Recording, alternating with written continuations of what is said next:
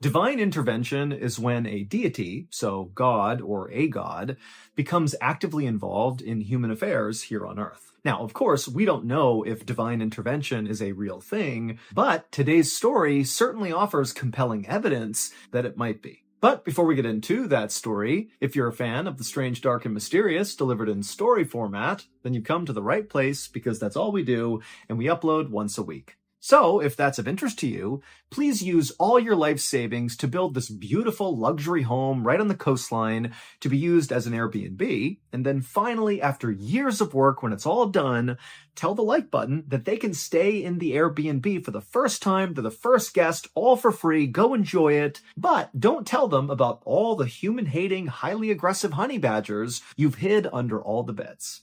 Also, please subscribe to our channel and turn on all notifications so you don't miss any of our weekly uploads. Okay, let's get into today's story.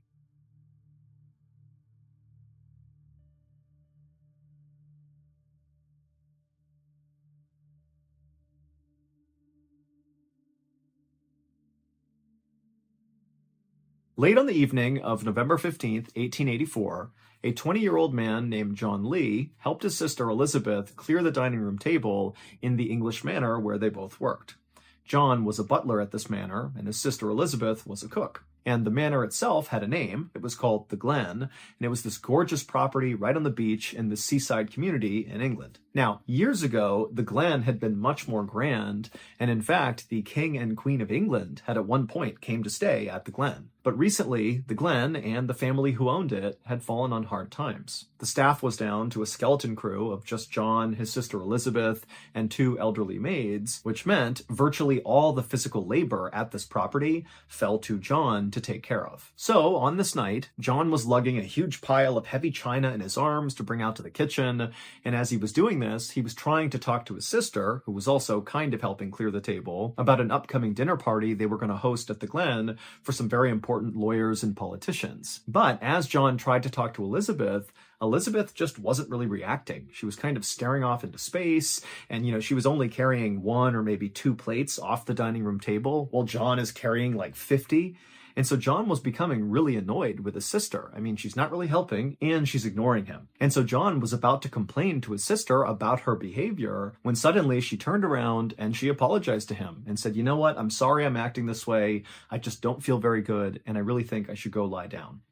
Now, John was about to be really annoyed at this, but then he noticed his sister had her hands kind of reflexively over her stomach. And John knew his sister was pregnant, and so suddenly he felt like, okay, the reason she's acting this way must be because of her pregnancy. And so he did not press the issue. Now, you need to understand that Elizabeth did not tell John that she was pregnant, nor did she tell anybody else in the house, because the owners of the Glen were very traditional and very religious, and they almost certainly would not approve of Elizabeth's pregnancy because she wasn't married. At the time in England, it was not okay to have babies out of wedlock. It was viewed as like this totally taboo thing that you should never do. But despite Elizabeth's best efforts to conceal her pregnancy, John and the other two elderly maids very quickly realized what was going on, because every morning they would see Elizabeth vomiting because of morning sickness. And so when they approached her and said, "Hey, it looks like you're pregnant, what's going on here?" Elizabeth refused to talk about it. She did not admit to being pregnant. She just kind of said, "Leave me alone."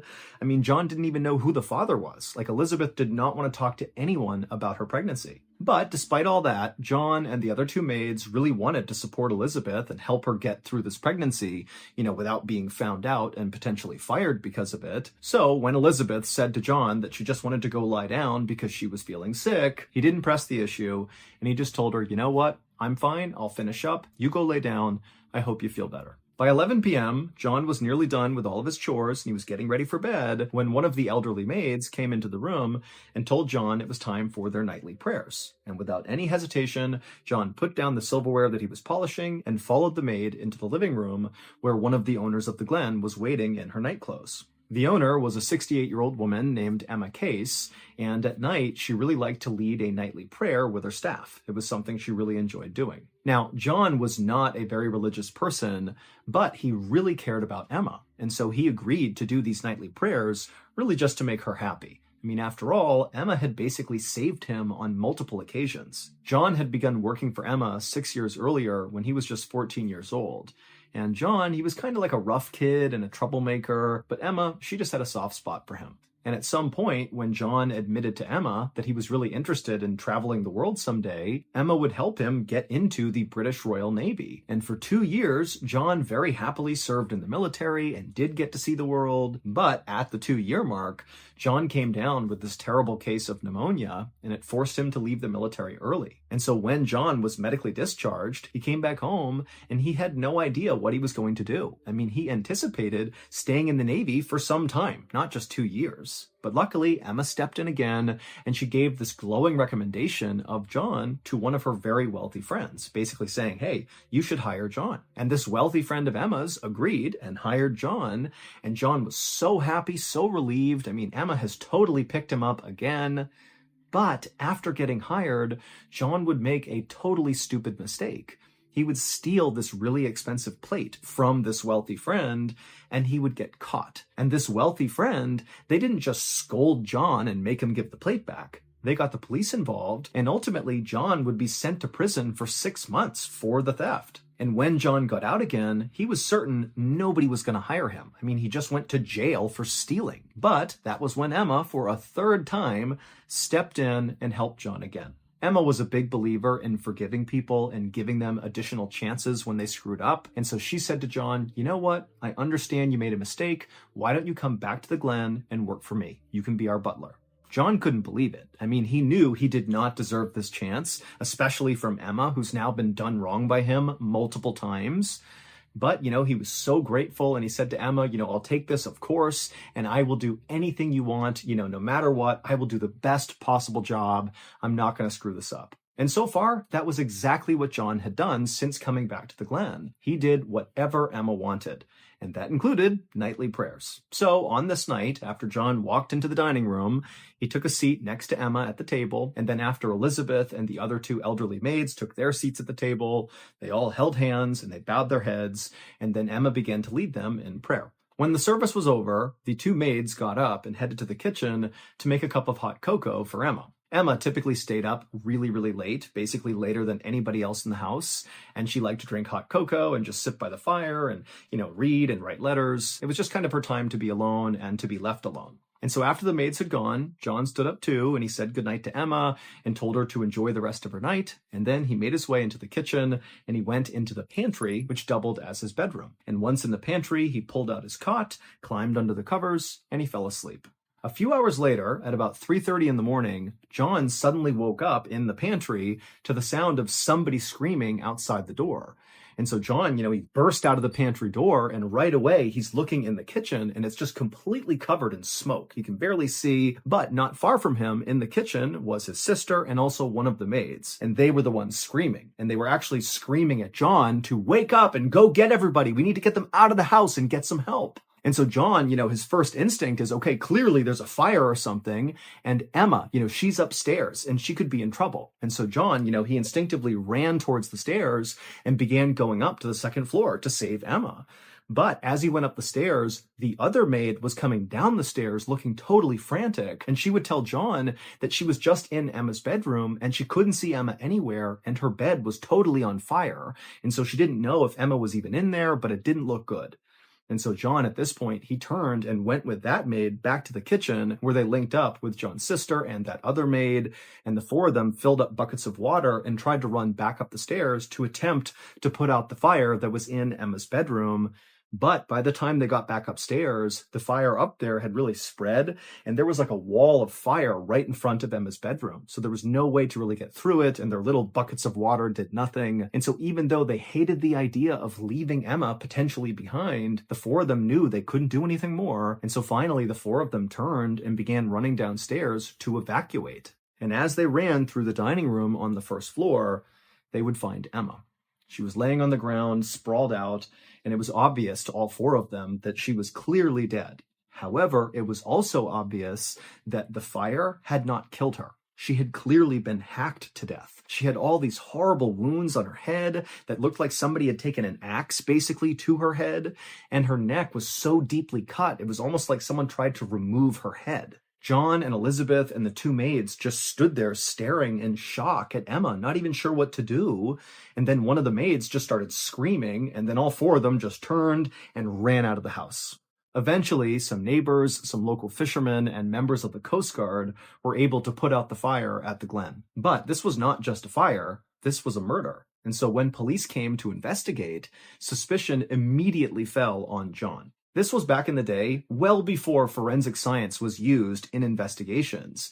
And so at the time, the way police kind of figured out who done it is by intuition and gut feeling and assumptions. I mean, it was basically like pseudoscience. But at the time, that's how it was. And quickly, the police determined that whoever had killed Emma and inflicted these horrible injuries on her, they had to be really strong. And so the assumption was, John is the only man in the house, and so very likely the strongest person in the house.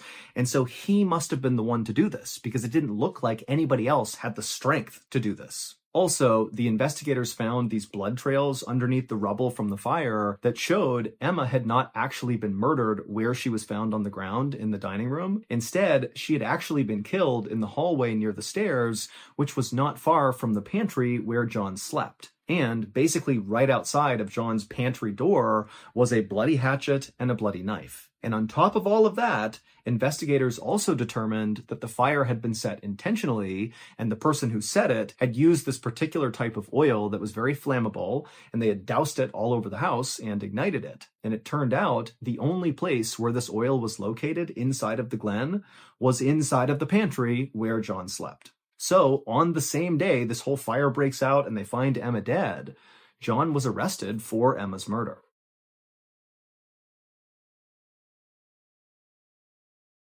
Hey everybody, if you've not heard by now, our flagship podcast, Mr. Ballin Podcast, Strange, Dark, and Mysterious Stories, that pretty much immediately rocketed to the top of the charts when we launched in 2022, and then quickly was scooped up by Amazon by the end of the same year. Yeah, that show, our top show, is now available everywhere. It is no longer just on Amazon Music. It's on all platforms and it's free, which means if you've not listened to this podcast since it went exclusive with Amazon Music back in November of 2022, then that means you have about 100 new stories that are only on the podcast that are only now being made available to everybody. So go binge them. And if you signed up for Amazon Music just for this podcast, I love you. Thank you so much. But most importantly, there are still going to be perks for you if you continue to listen to the podcast on Amazon Music. Prime members will get to listen to the Mr. Ballin podcast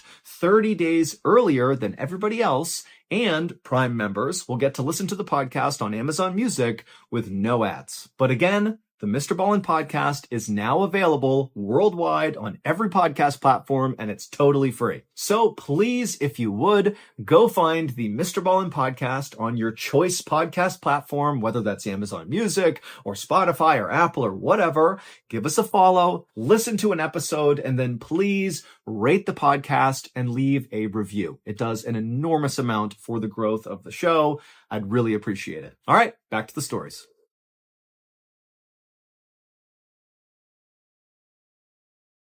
The next day, John was in his jail cell, and a guard came down the hall and rapped on the bars and told John he had a visitor. His lawyer was here to talk to him, but John was confused because he didn't have a lawyer, so he had no idea who this was.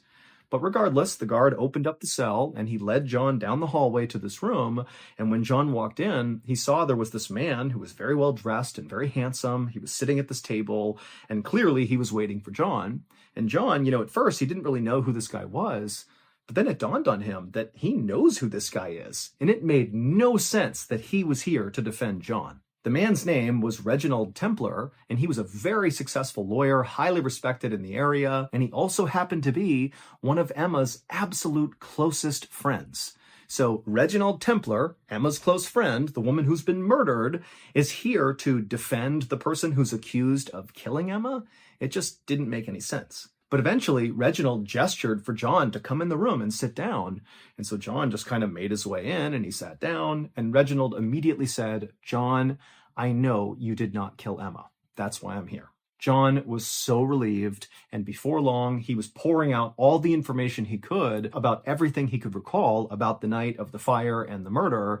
And as he did, Reginald took all these notes, and he began creating a framework for John's defense. And so by the time John was back in his jail cell, he couldn't help but feel kind of optimistic that maybe with Reginald's help, he could actually beat this thing and prove he didn't do this. But John's relief would be short-lived. His first court appearance went extremely well.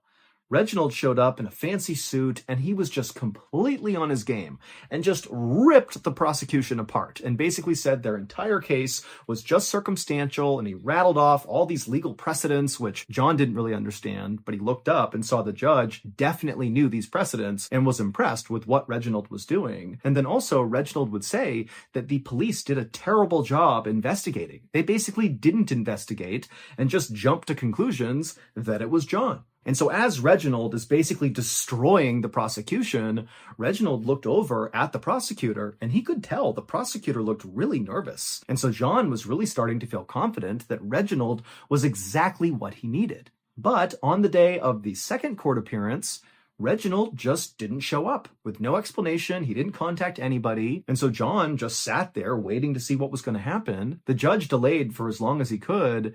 But eventually, when, Reginald still didn't show up, the judge looked to John and said, "I'm sorry, but you're going to have to defend yourself." Which, of course, John did not know how to do. I mean, he barely had even gone to school, let alone studied law. And from there, things only got worse for John. Reginald continued to miss court dates with no explanation, and then on other times he would show up to court, but instead of being this fantastic, very sharp lawyer, he kind of acted like a maniac. He would start all these unnecessary fights with the judge over totally irrelevant matters, like how to pronounce a particular word, and then when he had witnesses on the stand, his line of questioning didn't make any sense. He would ask things like, "Well, what did you have for breakfast today?" and "What's your favorite color?" And then finally, Reginald just withdrew altogether from the case, leaving John with no lawyer at all, which admittedly might have actually been an improvement for John. After Reginald withdrew, another lawyer found out about it and took pity on John and volunteered to take on the case.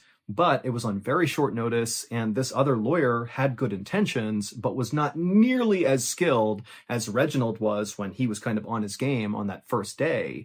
And so really quickly, this lawyer kind of fumbled the case, and then when it went to the jury to decide whether or not John was guilty, it took them less than an hour to come back and say, "Oh yeah, he's guilty. He killed Emma." And so John was sentenced to death by hanging. For the next 3 months, John sat in his jail cell waiting for his execution. And as he waited, he continually insisted that he really was innocent and that ultimately God would protect him. Finally, February 23rd, 1885 rolled around. This was the day of John's execution, except something very weird happened on this day. When John was led from the jail to the gallows where he was going to be executed, the hangman could not get the gallows to work. The trap door in the gallows where the condemned stands, where it's supposed to open up and they fall down and the noose breaks their neck. Yeah, that trap door, it would not function whenever John was standing on it. Now, when John was moved off the trap door, it functioned perfectly fine.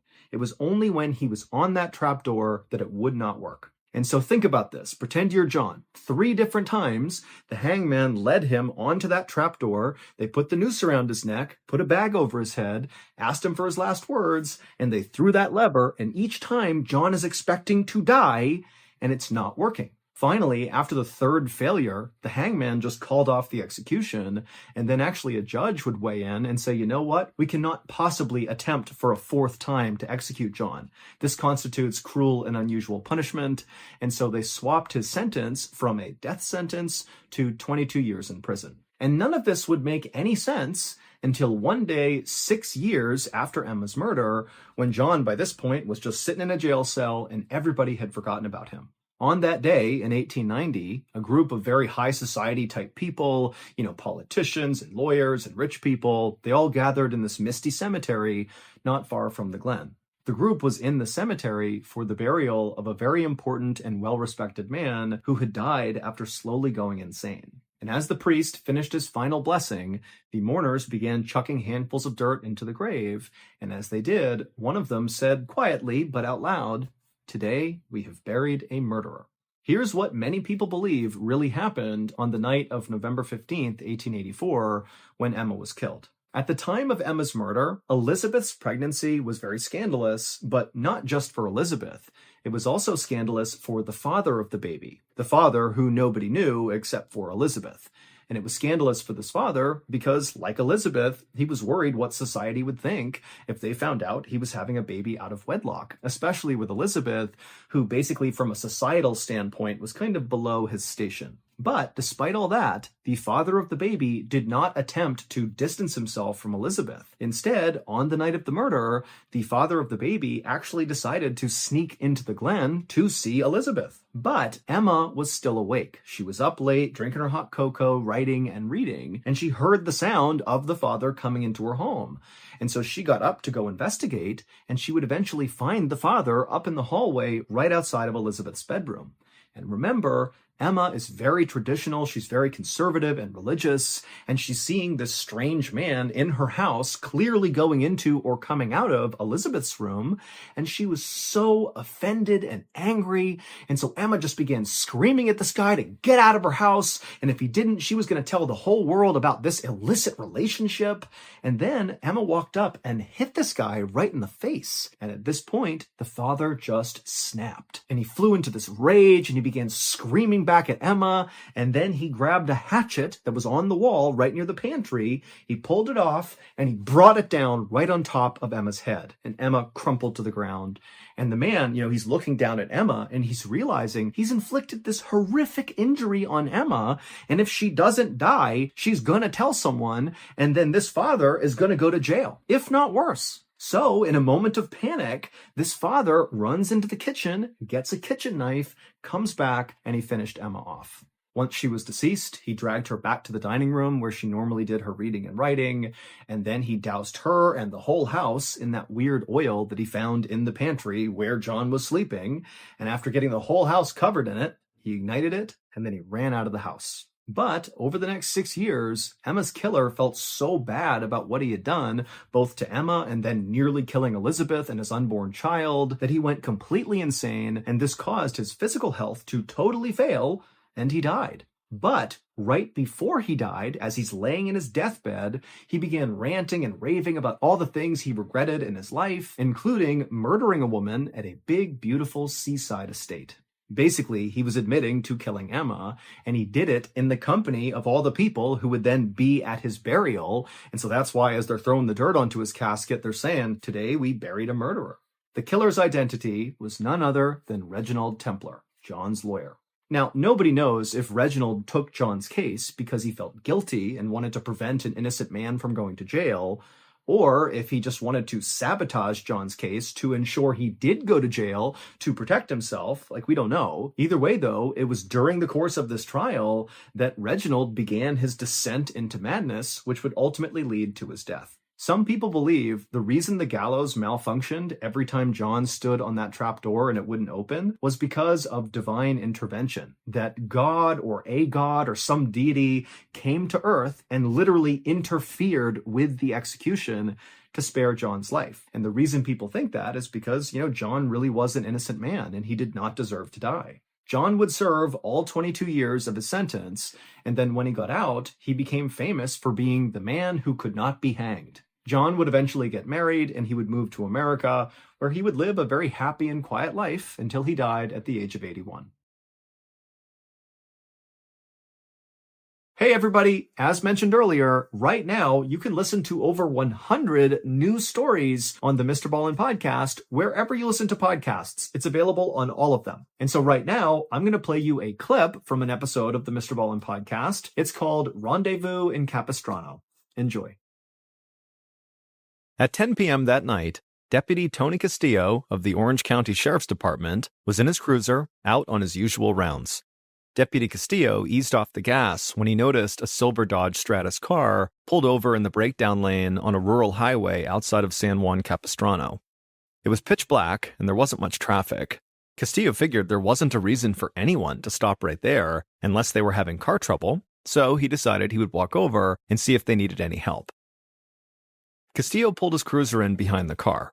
He could see that the car's engine was still running and the high beam lights were on, and the passenger side door was wide open. Just ahead of the car on the side of the road, Castillo saw a pole with an emergency phone box attached to it.